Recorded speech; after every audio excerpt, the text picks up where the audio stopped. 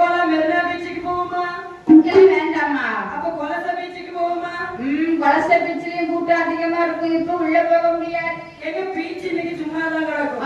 நாளைக்கு வேலைக்கிழமை 8ஆம் இல்லையா? ஆமா.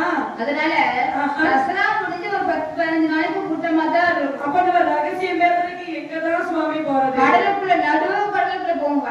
ஓ அப்படியா? போட் எடுத்துட்டு சென்ட்ரல் பிளேஸ். ஆமா, யாரும் வர மாட்டாங்க. யாரும் வராத இடத்துக்கு போடுங்க. ஆமா, அப்பதான் கிசு கிசு பேசுறதுக்கு நல்லா பக்கத்துல போய்